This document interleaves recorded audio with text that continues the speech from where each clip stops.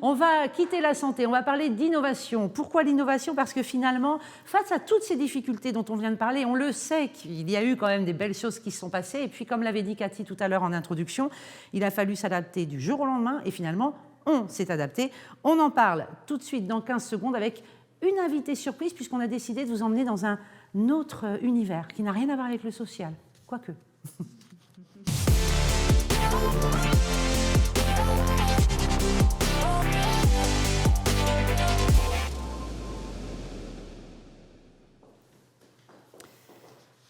Nous ont rejoint en plateau, d'une part, François Soulard. Bonjour François. Bonjour Cécile. Délégué départemental du Secours catholique pour la Vendée. Tout à fait. Voilà. Et puis Mathilde Moreau. Bonjour Mathilde. Bonjour.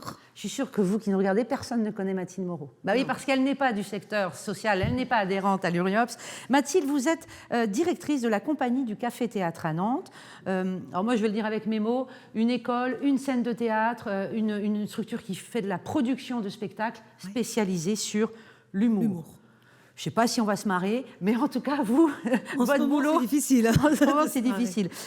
Pourquoi on a décidé de se faire rencontrer ces deux témoins et de vous proposer de discuter avec vous? D'ailleurs, le chat est toujours vide, je vous le dis, hein, mais on attend vos questions, vos commentaires.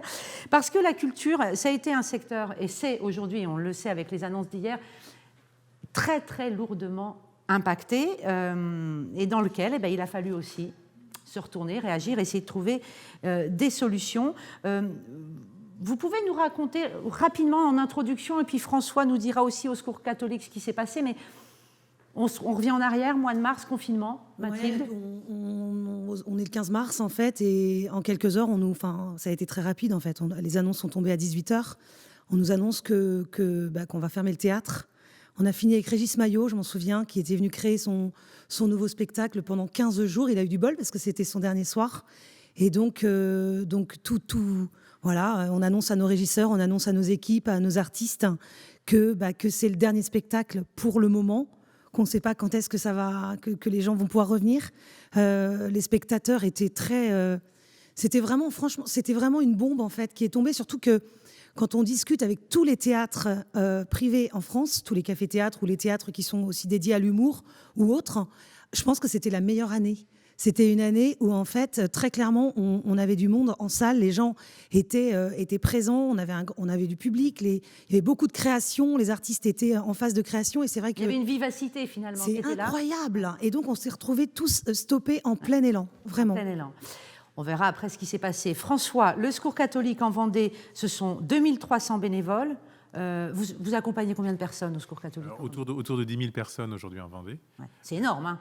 C'est énorme, mais c'est parce que le Secours catholique, c'est son histoire, c'est aussi l'implantation qui a existé. Et donc 2300 bénévoles, et de fait, comme souvent dans le bénévolat, beaucoup de personnes de plus de 70 ans, ou de 65 ans, on va dire, dans les bénévoles, qui du jour au lendemain ont voulu se protéger, sont moins venus. Alors en fait, dont nous, on pris un peu une directive un petit peu nationale en disant comme ça, toutes les personnes de plus de 70 ans, le 13 mars, c'était un peu ça, on leur demande de pouvoir arrêter leur bénévolat.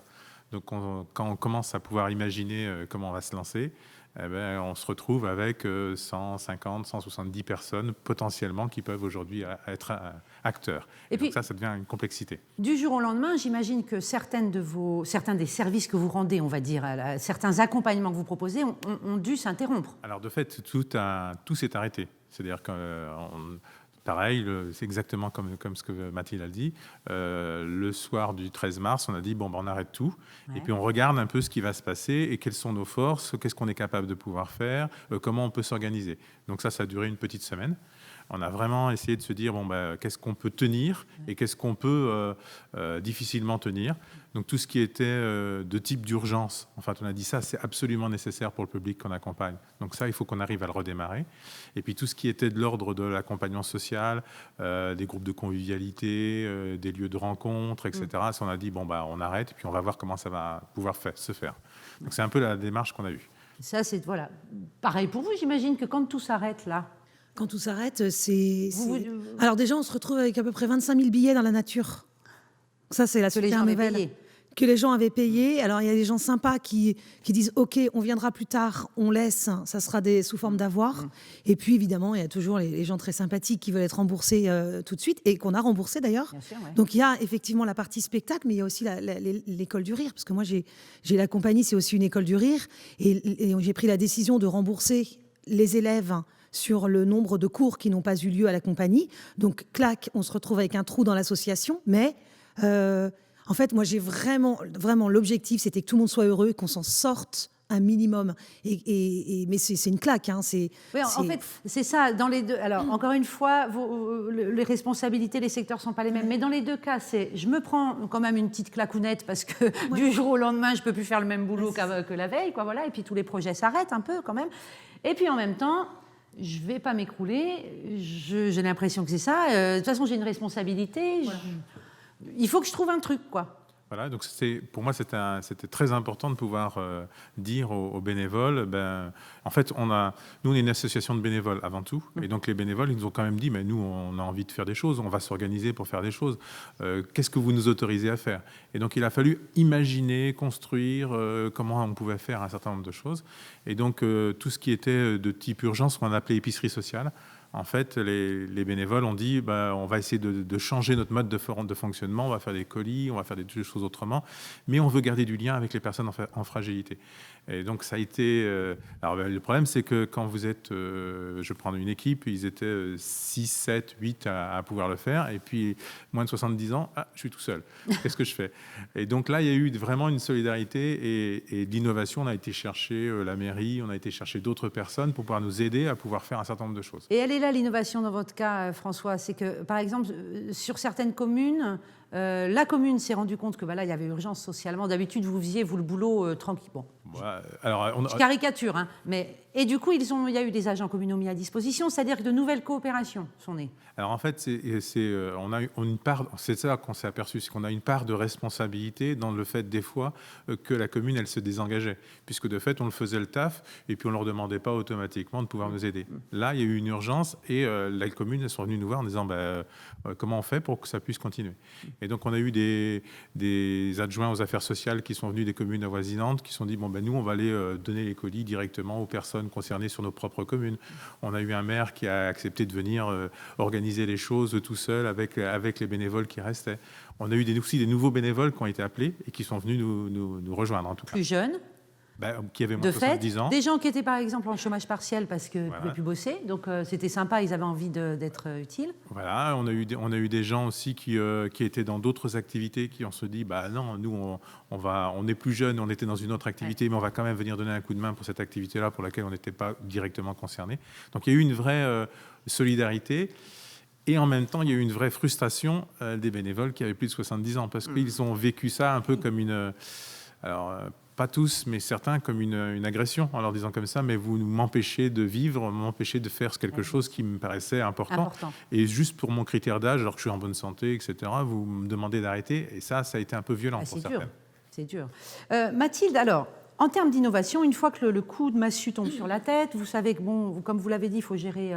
le public, les artistes aussi qui se retrouvent. Nos salariés, notre équipe, nos régisseurs, tous les gens qu'on fait travailler, parce que comme ça, on ne se rend pas compte, mais on fait travailler énormément de gens et ces gens-là ont des loyers, voilà. Donc moi, mon premier objectif, c'était vraiment de tenir l'équipe, de garder l'équipe, de soutenir l'équipe moralement aussi.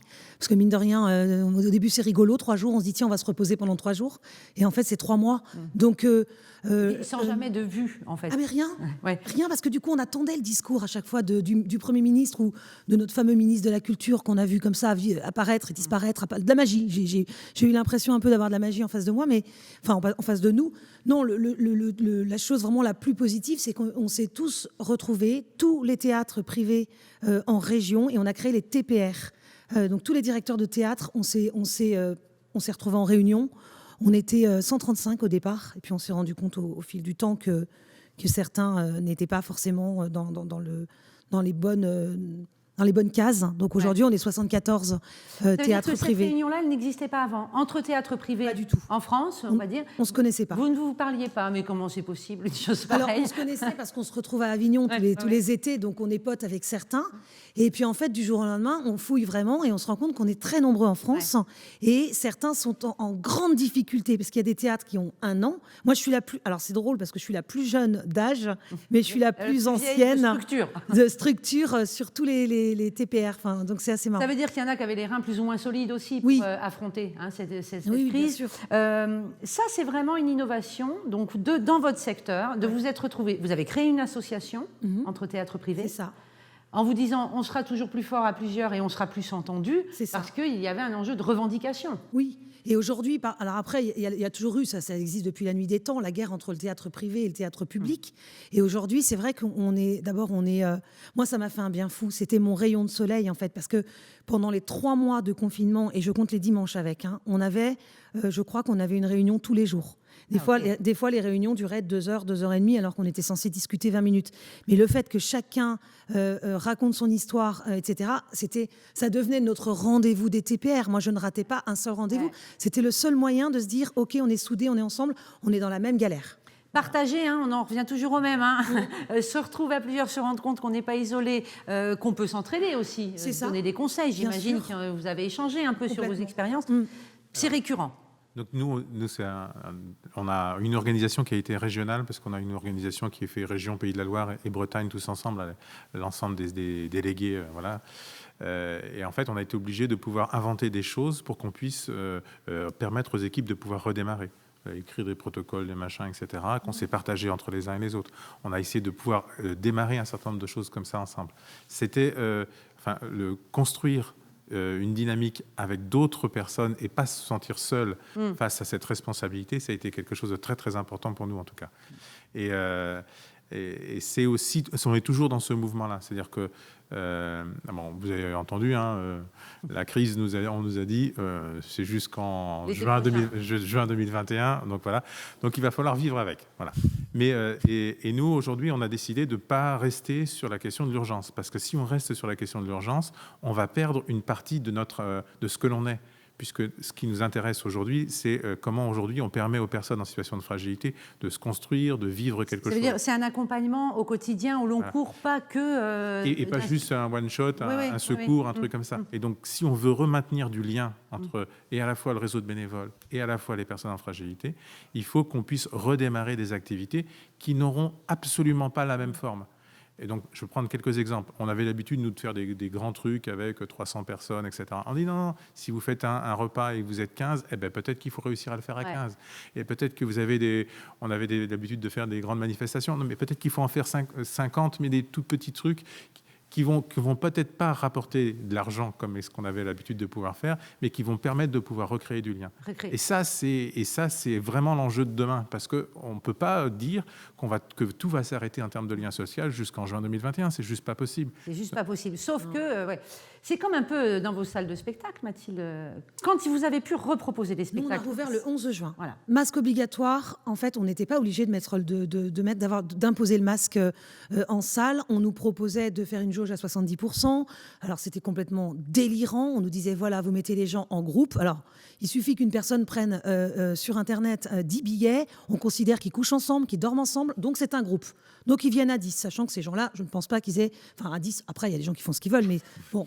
là, ils viennent à 10, donc ils peuvent être les 10 assis les uns à côté des autres. Non, mais c'est complètement délirant. Oui, il y a un côté c'est pour absurde, expliquer le côté absurde. Donc, on s'est retrouvé avec une jauge à 70%. Donc, de toute façon, on est juste à l'équilibre, c'est à peine rentable. Mais moi, il y avait 2 solutions. C'est ou j'arrête tout, mais j'arrête tout, puisque je suis assez entière comme personne, donc j'arrête tout, mais c'est terminé. Ou bien, vraiment, on se dit, écoute, on se bat, on va tenter quelque chose, on va essayer. Et en fait, les gens sont au rendez-vous. Moi, je peux le dire. Parce qu'on le sait, la culture... Parce que les gens en ont marre, parce que les gens ont besoin de respirer, les gens ont besoin de rire.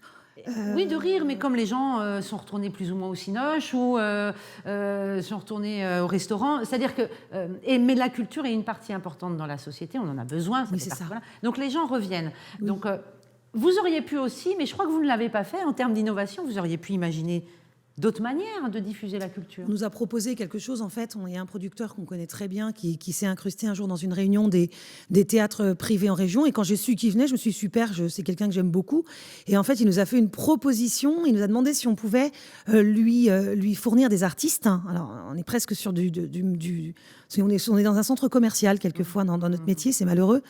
Lui fournir des artistes à Paris, puisqu'il avait investi dans des caméras et des écrans dans son théâtre, diffuser en direct et vendre des liens Internet, donc proposer du spectacle vivant, plus vivant du coup, en streaming. Donc les gens achetaient, cliquaient 8 € un lien et toute la famille pouvait se mettre devant un spectacle en direct dans sa salle. Donc il a investi, donc ça a marché une semaine. Nous, on a dit non, c'est un grand Pourquoi non. vous avez dit non ? Nous, on a dit non parce que moi, je suis pour que les gens viennent au théâtre pour le spectacle vivant. Quand vous rentrez dans un théâtre, d'ailleurs, je le dis avec beaucoup d'émotion parce que quand on a fermé le théâtre pendant 3 mois et que je suis revenue chercher des dossiers entre-temps et que j'étais toute seule à la compagnie du Café Théâtre dans la cour et quand je suis rentrée dans la salle, c'est bizarre, j'avais encore l'odeur. Ouais. C'est-à-dire que je sentais que c'était froid, mais et les fauteuils étaient froids. Les rideaux, tout était froid, mais il y a une odeur dans une salle. Donc quand les gens viennent au théâtre, ils sentent quelque chose, on est ensemble. Ce qui est important là, dans ce que vous dites, il y a plein de choses importantes, mais c'est que quand on est empêché de faire ce qu'on a à faire, ok, on s'adapte, on trouve d'autres manières de faire, on met moins de monde dans la salle, on fait avec d'autres bénévoles. Mais par contre, il ne faut pas perdre ce qu'on est en fait. Il ne faut pas perdre notre mission, il ne faut pas perdre notre rôle. J'aurais pu dire, tiens, allez, je négocie avec ce producteur, je prends un petit billet, on monte ensemble une opération, je vais gagner un peu, je vais gagner de l'argent là sur... Non, mais non. Parce que c'est pas ma raison d'être. Mais et c'est n'est pas pas comme ma... ça que je vois mon métier. Je peux pas. Pareil pour vous. Et c'est ça qui est important, c'est que... alors moi, je pense que l'imagination, elle vient... Moi, je suis pas un mec qui imagine beaucoup. Voilà. Donc, je fais beaucoup confiance aux gens qui m'entourent. Et donc, de fait, il y a des bénévoles aujourd'hui sur place qui sont capables de pouvoir imaginer des choses. Et c'est notre capacité à pouvoir soutenir leur innovation, leur capacité à pouvoir faire des choses nouvelles, surtout quand ils sont dans la démarche du sens, c'est-à-dire comment on continue à créer du lien. Si nous, on ne pose pas des actes, on ne pose pas un certain nombre de choses pour continuer à créer du lien, il ne restera rien. Il restera juste quelque chose de tout plat. Il faut qu'on puisse continuer à construire une société différente et on a un rôle à jouer et c'est dans cette démarche-là qu'on doit pouvoir innover, imaginer des trucs qu'on n'a jamais pu construire avant, mais peut-être qu'il faut le faire quand même. Et même si ce n'est pas, alors je vais dire rentable, alors je ne sais pas, pour vous c'est sans doute plus compliqué que pour moi, mais si on n'est pas complètement rentable dans ce qu'on avait prévu faire, ce n'est pas très grave. Ce qui est important, c'est ce que l'on veut porter. Et aujourd'hui, alors on pourrait croire que la crise est derrière, mais on voit bien que non, en fait, il y a encore des impacts et il peut y en avoir encore de nouveaux demain. Alors pour vous, dans la culture, comment vous dire vous louchez très bien, Mathilde. Je louche parce que on est un peu paumé. Non, c'est rude. On sait pas. Hier soir, ça a été un coup de massue. Moi, j'ai eu beaucoup. Alors nous, on est protégés, mais enfin protégés pour combien de temps, je ne sais pas. Mais j'ai eu des amis. Pour l'instant, à ce stade, il n'y a pas de couvre-feu là imposé à Nantes. C'est catastrophique. Moi, hier soir, j'ai eu un ami qui a un théâtre à Rouen qui m'a dit Mathilde, en fait.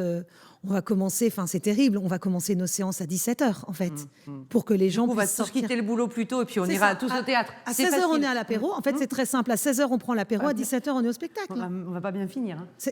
Je sais pas. Si on est tous à l'apéro à 16h, excusez-moi de plaisanter sur un sujet aussi grave, mais ça va pas être bon. C'est pareil pour les célibataires. Vous rencontrez quelqu'un, c'est avant 21h, ou sinon, il reste dormir chez vous jusqu'à 6h du matin. C'est ça. Mais qu'un seul, hein. Pas plus de 6. Je suis pas célibataire. Non, mais voilà... Ces rebelotes, on ne voit pas bien loin. J'imagine que pour vous, c'est pareil, vous vous dites, bon, pour l'instant, on fait, mais quid dans quelques semaines, là, on ne sait pas. En fait, pour moi, on a toujours un public de personnes de bénévoles qui sont plutôt âgés, et donc on a toujours cette peur qui existe. Et donc nous, ce qu'on essaye de dire, c'est essayer des petites choses. Essayez et vous allez voir que en fait, c'est pas si compliqué que ça et qu'il y a quelque chose qui peut se créer. Tant qu'on l'imagine et qu'on ne l'a pas essayé, il y a des choses qui ne peuvent pas se faire. Et si on essaye et si ça ne marche pas, on reviendra en arrière. Mais il faut continuer à pouvoir imaginer et essayer. Autrement, la peur, elle va s'installer. Et je pense que c'est ça qu'il faut qu'on lutte. Il ne faut pas que la peur s'installe. Il ne faut pas que la paranoïa s'installe. On est capable de pouvoir vivre des liens entre les uns et les autres, aussi avec le Covid. C'est pas si grave que ça. Enfin, oui. C'est pas si grave. J'ai compris, et vous avez raison de le dire. C'est-à-dire qu'on nous dit qu'il faut apprendre à vivre avec. Oui. Non, donc, je ne veux pas vivre avec. Point. Ben, elle est là, l'épidémie, Mathilde. Oui, mais je ne veux pas vivre avec, dans le sens, je veux vite oublier ce cauchemar, parce qu'on ne dort pas de la nuit, ça devient trop compliqué. Et puis c'est vrai et c'est là que la différence va vraiment se faire entre les deux secteurs, clairement. C'est que vous, mais comme pour là où il y a le couvre-feu pour les bars, les restos, mais le domaine de la culture, le domaine de l'événementiel, lui là, c'est juste réglementaire, à un moment donné, c'est terminé. Il ne peut pas travailler. Et même les petites choses, alors... Bien que, si, parce qu'il y a toujours un lien qui est maintenu avec votre public, vous donnez des nouvelles. Moi, je vous ai vu faire pendant le confinement. La compagnie n'a pas disparu, par exemple, des réseaux. Vous avez communiqué, vous avez expliqué, vous avez raconté. Ouais. Pour autant, vous ne pouviez pas bosser. Ça semble clair. Je retiens, parce qu'on arrive à la fin de cette séquence, je retiens l'importance de se réunir. Déjà, c'est ce que vous avez fait avec la création de votre association. Et c'était une innovation, elle n'existait pas avant. Non. Elle existe toujours. Hein. C'est une très bonne nouvelle. On s'est rencontrés, on s'est tous rencontrés à Lyon il y a 15 jours. C'était extraordinaire. Ça va continuer. Ouais. Donc ça, c'est vraiment une belle leçon, la solidarité, la coopération entre les acteurs. Ouais. Et puis, rester ouvert à de nouvelles manières de faire, à de nouvelles idées. Il a fallu accueillir vite de nouveaux bénévoles qui avaient d'autres méthodes. Adaptation. Je pense que c'est le mot de la fin. Il faut s'adapter et garder espoir. Je pense que c'est ça le sujet. Adaptation. Non, en fait, vous allez rester avec moi 2 minutes parce qu'Henri Noguès, c'est le moment où j'ai envie de vous entendre sur ces dernières choses qu'on vient de dire.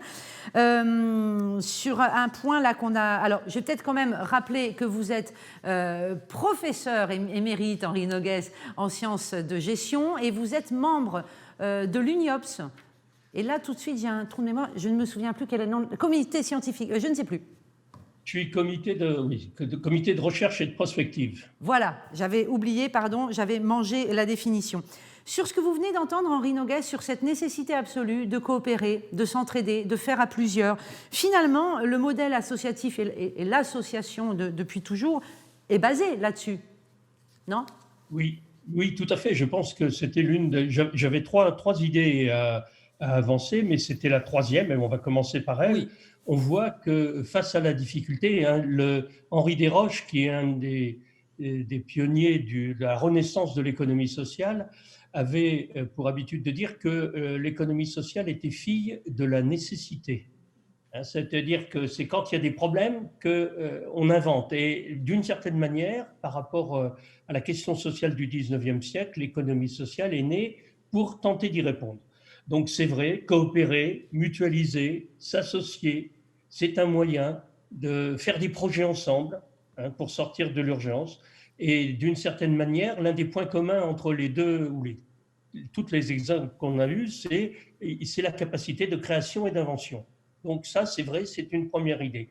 Mais il y aurait peut-être une deuxième idée que j'aurais voulu développer, c'est notre fragilité politique. Alors, je ne dis pas ça pour critiquer les hommes politiques, parce que je crois que c'est des responsabilités, c'est des engagements extrêmement difficiles à conduire, à mener. Mais je crois qu'on manque de bienveillance politique. Le fait que la démocratie sanitaire était restée en panne pendant toute cette période, c'est vrai au niveau local, c'est vrai au niveau régional et c'est vrai au niveau national. On a eu des réponses politiques qui ont été très techniques et assez peu participatives. Alors ça, c'est un vrai problème parce que les associations, c'est à la fois des opérateurs économiques, on sera amené à en reparler, mais c'est aussi des ressources civiques, des capacités d'expertise, de l'intelligence collective. Et si on ne s'appuie pas sur cette deuxième fonction des associations, c'est-à-dire si on laisse en panne toutes les formes de la démocratie participative, et notamment sanitaire, eh bien on va oublier des services, on va oublier des personnes, on ne pensera pas aux enfants dans l'avenir en termes d'anticipation et de prévention. Et c'est pour ça que nous avons besoin d'avoir moins d'activités stratégiques, sans doute, et plus d'activités communicationnelles au niveau politique. Et alors la troisième et dernière remarque, parce que je ne veux pas être trop long, c'est la première ligne. On a beaucoup parlé des gens, à juste titre, des gens à première ligne, et dans le domaine des associations de solidarité, c'est au contact, c'est en relation avec les personnes que l'on accompagne. Mais il me semble que, et c'est ce qui a été dit lors de la première table, c'est que les gens qui sont en première ligne, ils ont besoin d'un bon management, que ce soit des salariés, des professionnels ou que ce soit des bénévoles. Il faut s'occuper des personnes. Quand on dit prendre soin, c'est pour tous, hein, tout le monde est concerné. Et donc, il y a besoin d'outils, il y a besoin d'un back-office. Récemment, on avait une réunion à l'UNIOPS et un certain nombre d'associations, adhérents nationaux ou du RIOPS, disaient on a besoin d'une supervision. Il ne faut pas oublier le back-office. Tout ce qui concerne l'organisation de l'association, ce que font les conseillers techniques, ce que font les gens qui ont des responsabilités, soit comme président, soit comme directeur ou comme encadrant, eh bien, ils sont aussi d'une certaine manière mis sous tension par la crise. Et c'est l'ensemble qui permet de répondre de manière à peu près correcte. Merci Henri Noguès. C'est ce qu'on a dit d'ailleurs. Cathy Lemoine, il l'avait bien dit en introduction tout à l'heure. Hein, et le back-office, il a été bien impacté et bien malmené et sursollicité et sans doute pas suffisamment reconnu. Merci encore Mathilde Moreau, François Soulard. On va faire une petite pause avant notre séquence suivante avec un témoignage assez édifiant et important à entendre hein, sur la réalité de la crise pour les personnes les plus fragiles. On va écouter Brigitte Beuriot, déléguée du CRPA pour les Pays de la Loire. C'est Cathy Bellec de l'URIOPS qui est allée la rencontrer et qui l'a enregistrée. C'est une parole importante à entendre hein, et il fallait la donner, cette parole, notamment sur l'accès à la santé, sur le suivi et sur la fracture numérique, ce qui nous fera une belle transition avec la séquence d'après. On écoute et on regarde Brigitte Beuriot. Alors, qu'est-ce que la crise a révélé ? Ce qui a révélé, c'est que certaines personnes en situation de grande maladie psychique et psychologique se sont vues mises à la rue d'hôpital. Et il y a eu aussi, donc, au moment du confinage, on a été en rupture numérique et il a fallu demander la remise du réseau pour pouvoir bénéficier du net et aussi la mise à disposition de l'attestation de sortie parce que les personnes qui sont en résidence ne sont pas forcément munies d'ordinateur et quoi que ce soit pour pouvoir sortir le justificatif qui était demandé pour pouvoir sortir. Et aussi, lors du 11 mai, quand on a commencé à être déconfiné, et dans certaines structures, donc la mienne, Maison Relais, la direction n'avait pas pensé à nous inscrire dans la liste pour bénéficier des masques gratuits. Donc c'est moi-même qui a téléphoné à la mairie de Rezé pour pouvoir que tous les résidents bénéficient d'un minimum de masques gratuits. Voilà pour ce témoignage de Brigitte Beuriot. Je vous propose tout de suite, on avance et on parle digitalisation tout de suite maintenant.